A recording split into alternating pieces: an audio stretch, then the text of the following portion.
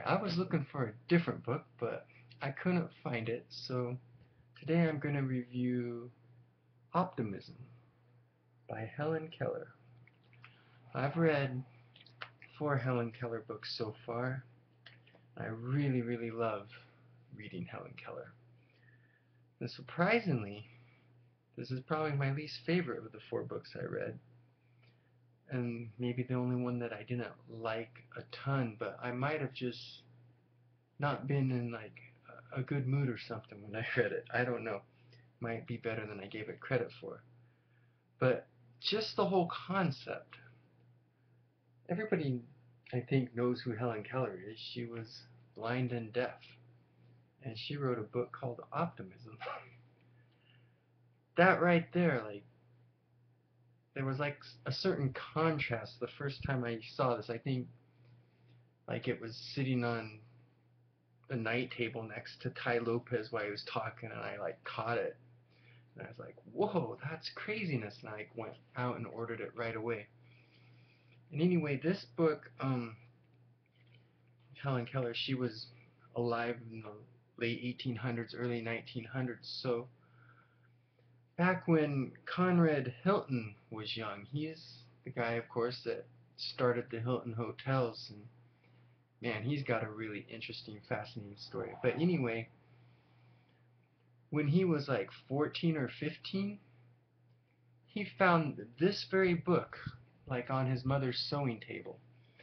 And that night he just like read it over and over again, and it like changed his life. And when the Great Depression struck and was like really just causing thousands and thousands and thousands of people to go bankrupt and struggle and have all kinds of horrible things to deal with, this belief, like what Conrad Hilton got out of this book, helped him to make the best he possibly could of the situation, and to have a belief that it wouldn't last forever, and that somehow America would improve again. And so it was really hard, and it took a lot of work, and he made a lot of sacrifices and had a lot of people he owed stuff to, but he managed to keep one of his hotels during that time. And then when the depression started easing off, he just exploded and became super successful. And now like the Hilton hotels are like super famous and everyone knows about them. So it's pretty cool that her book contributed to another person who contributed a lot to this world. And to me personally, there was one part of this book that made it well worth all the money.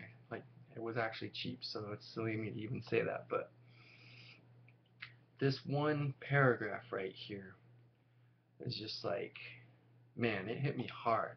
I'm just going to read it because I don't have much else to say about this book. Once I knew the depth where no hope was, and darkness lay on the face of all things. Then love came and set my soul free. Once I knew only darkness and stillness. Now I know hope and joy. Once I fretted and beat myself against the wall that shut me in. Now I rejoice in the consciousness that I can think, act, and attain heaven.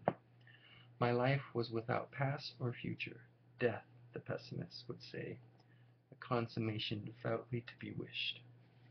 But a little word from the fingers of another fell into my hand that clutched at emptiness, and my heart leaped to the rapture of living. Night fled before the day of thought, and love and joy and hope came up in passion of obedience to knowledge. Can anyone who has escaped such captivity, who has felt the thrill and glory of freedom, be a pessimist?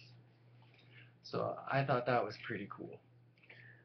Yeah, so anyway, this book is Optimism by Helen Keller, and even though I don't feel it is as good as the other 3 books of hers I've read, I still think it's worth your time. It's cool because just the fact that she lived like 100 years ago, sometimes it's fun just seeing how people thought back then and what was common knowledge back then.